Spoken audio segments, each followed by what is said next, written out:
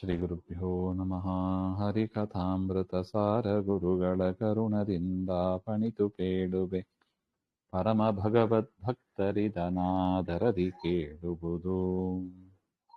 ಕರುಣಾಸಂಧಿಯ 2ನೇ ಪದ್ಯ. ಮಳೆಯ ನೀರೋಣಿಯಲಿ ಪರಿಯಲು ಬಳಸರೂರೊಳಗಿದ್ದ ಜನರ ಜಲವು ಹೆದ್ದೊರೆಗೂಡೆ ಮಜ್ಜನ ಪಾನಗೈದಪರು. ಕಲುಷ ವಚನಗಳಾದೊಡೆಯು ಪಾಂಬೊಳೆಯ ಪೆತ್ತನ ಪಾದ ಮಹಿಮಾ ಜಲದಿ ಪೊಕ್ಕುದರಿಂದ ಮಾಂಧಪರೇ ಮಹೀಸುರರು. ಮಳೆಯ ನೀರು ಓಣಿಯಲಿ ಪರಿಯಲು ಬಳಸರು ಊರೊಳಗಿದ್ದ ಜನರು. ಮಳೆ ಬಂತು, ನೀರು, ಅದನ್ನ ಯಾರಾದ್ರೂ ಹಿಡಿದು ಅದು ಅಲ್ಲಲ್ಲಿ ರೋಡಿನ ಓಣಿಯಲ್ಲಿ ಹೋಗ್ತಾ ಇರ್ತದೆ. ಅದು ಎಷ್ಟೇ ಓಡಿದರೂ ಕೂಡ ಊರಿನ ಜನರು ಆ ನೀರನ್ನ ಬಳಸೋದಿಲ್ಲ. ಆದರೆ ಎಂತ ಚಂದ ಇದೆ ನೋಡಿ, ಅದೇ ಜಲವು ಹೆದ್ದೊರೆಗೂಡೆ ಆ ದೊಡ್ಡ ನದಿಯಲ್ಲೋ ಸಮುದ್ರದಲ್ಲೋ ಹೋಗಿ ಸೇರಿದಾಗ ಮಜ್ಜನ ಪಾನಗೈದಪರು, ಅದರಲ್ಲೇ ಸ್ನಾನ ಮಾಡೋರು, ಅದನ್ನೇ ನೀರು ಕುಡಿಯೋದಕ್ಕೆ ಬಳಸ್ತಾರೆ. ಇದು ದಾಸರು ಕೊಡುವ ದೃಷ್ಟಾಂತ. ಯಾವುದಕ್ಕೆ ದಾಷ್ಟಾಂತಿಕೆ ಯಾವುದು ಹಾಗೆಂದ್ರೆ, ಈ ಗ್ರಂಥದಲ್ಲಿ ಇರುವ ನನ್ನ ಮಾತುಗಳು ಕೂಡ ಅದೇ ರೀತಿಯಾಗಿ.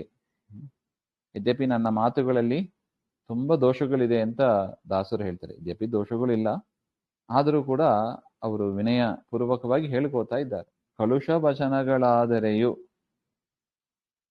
ಬಾಂಬೊಳೆಯ ಪೆತ್ತನ ಪಾದ ಮಹಿಮಾ ಪೊಕ್ಕುದರಿಂದ. ಯದ್ಯಪಿ ನನ್ನ ಮಾತುಗಳಲ್ಲಿ ವಚನಗಳಲ್ಲಿ ತಪ್ಪಿದ್ರೂ ಕೂಡ ಅದು ಗಂಗೆಯನ್ನ ಪಡೆದ ಪರಮಾತ್ಮನ ಪಾದ ಮಹಿಮೆಗಳಂತೆ. ಹೇಗೆ ಗಂಗೆ ಸಮುದ್ರವನ್ನ ಹೋಗಿ ಸೇರ್ತದೆ, ಅದೇ ರೀತಿಯಾಗಿ ನನ್ನ ಮಾತುಗಳು ಅದು ಪರಮಾತ್ಮನ ಪಾದ ಮಹಿಮೆಗಳನ್ನೇ ಅದು ಕೊಂಡಾಡ್ತಾ ಇದೆ. ಆ ಕಾರಣದಿಂದ ಬ್ರಾಹ್ಮಣರು ಕಲುಷ ವಚನಗಳಾದರೂ, ನನ್ನ ಮಾತಿನಲ್ಲಿ ದೋಷಗಳು ಇದ್ರೂ ಕೂಡ, ಹೇಗೆ ಮಳೆ ನೀರು ರೋಡಲ್ಲಿ ಇದ್ರೆ ಬಳಸೋದಿಲ್ಲ, ಅದೇ ನೀರೇ ನದಿಗೆ ಹೋಗ್ತದೆ, ಸಮುದ್ರಕ್ಕೆ ಹೋಗ್ತದೆ, ಆಗ ಬಳಸ್ತಾರೋ, ಅದೇ ರೀತಿಯಾಗಿ ನನ್ನ ಮಾತುಗಳು ಯದ್ಯಪಿ ಕಲುಷ ಇಲ್ಲ, ಕಲುಷವಾಗಿದ್ದರೂ ಕೂಡ ಒಂದು ಪಕ್ಷದಲ್ಲಿ ಅದು ಪರಮಾತ್ಮನ ಮಹಿಮೆ ಎನ್ನತಕ್ಕ ಸಮುದ್ರವನ್ನ, ಗಂಗಾ ನದಿಯನ್ನ ಸೇರುವುದರಿಂದ, ಪರಮಾತ್ಮನ ಮಹಿಮೆಗಳನ್ನು ಕೊಂಡಾಡುವುದರಿಂದ ಅದನ್ನ ಜ್ಞಾನಿಗಳು ಸ್ವೀಕಾರ ಮಾಡಬೇಕು.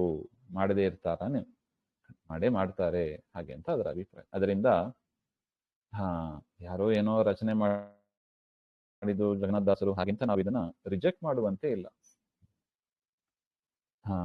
ಟೀಕಾಕೃತ್ಪಾದರು ಕೂಡ ಈ ಒಂದು ಮಾತನ್ನ ಹೇಳ್ತಾರೆ ತತ್ವಪ್ರಕಾಶಿಕದಲ್ಲಿ. ಗಂಗಾ ಸಂಗೇನ ನೈರ್ಮಲ್ಯಂ ರತ್ಯಾಧಿರ್ ಲಭ್ಯತೆಯತ ವಾಚೋ ವಿಶುದ್ಧಿ ಸಿದ್ಧ್ಯರ್ಥಂ ಸಂಗಮ್ಯಂತೆ ಗುರೋರ್ಗಿರಹ ಹಾಗೆಂತ ಇದೇ ವಚನ, ಇದೇ ಮಾತೆ ಸಂಸ್ಕೃತದಲ್ಲಿ ಇದೆ. ಅದನ್ನು ಅನುಸರಿಸಿ ಗುರುಗಳು ಇಲ್ಲಿ ಹೇಳಿದ್ದಾರೆ ಹಾಗೆ ಅಂತ.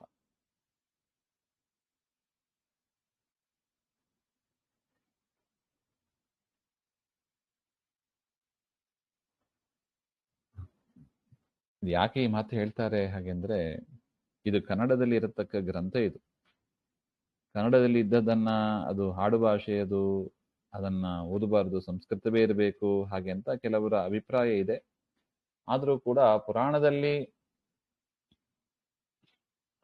ಬಂದಿರುವ ವಿಚಾರವನ್ನೇ, ಅಂದ್ರೆ ಶಾಸ್ತ್ರದ ಸಾರ, ಹರಿಕಥಾಮೃತ ಸಾರ ಅಂದ್ರೆ ಸಮಸ್ತ ಶಾಸ್ತ್ರದ ಸಾರ ಇದು. ಅದರಿಂದ ಪರಮಾತ್ಮನ ಮಹಿಮೆಗಳನ್ನೇ ವಿಶೇಷವಾಗಿ ಕೊಂಡಾಡ್ತಾ ಇದೆ. ಮಾತ್ರ ಇಲ್ಲ, ಕನ್ನಡ ಭಾಷೆಯಲ್ಲಿ ಅನೇಕ ಶ್ರೀಪಾದರಾಜರು, ನರಹರಿ ತೀರ್ಥರಿಂದ ಪ್ರಾರಂಭ ಮಾಡಿ ವ್ಯಾಸರಾಜರು, ಶ್ರೀ ವಾದಿರಾಜ ಸ್ವಾಮಿಗಳು ಅನೇಕ ಪದ್ಯಗಳನ್ನ ಮಾಡಿದ್ದಾರೆ. ಅದರಿಂದ ಕನ್ನಡ ಭಾಷೆಯಲ್ಲಿ ಬರೀಬಾರದು ಹಾಗೆ ಅಂತ ಏನಿಲ್ಲ. ಅದರಿಂದ ಸಬ್ಜೆಕ್ಟ್ ಏನು ಎಂಬುದು ಮುಖ್ಯ. ಭಾಷೆಗಿಂತ ಯಾವುದು ಸಬ್ಜೆಕ್ಟ್ ಮುಖ್ಯ.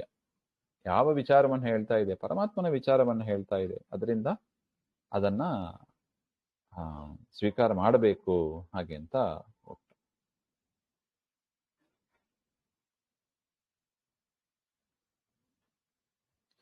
ಭಾಗವತ 11ನೇ ಸ್ಕಂದದಲ್ಲೂ ಈ ಮಾತು ಬರ್ತದೆ. ಪುರಾಣೈಹಿ ಪ್ರಾಕೃತೈರಪಿ ಹಾಗೆ ಅಂತ.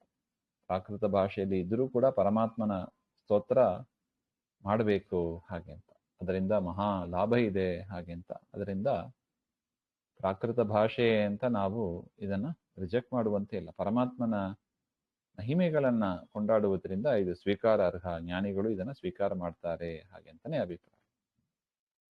ಶ್ರೀಮಧ್ವಾಂತರ್ಗತ ಶ್ರೀಕೃಷ್ಣ ಅರ್ಪಣಮಸ್ತು. ಶ್ರೀಹರೇ ನಮಃ.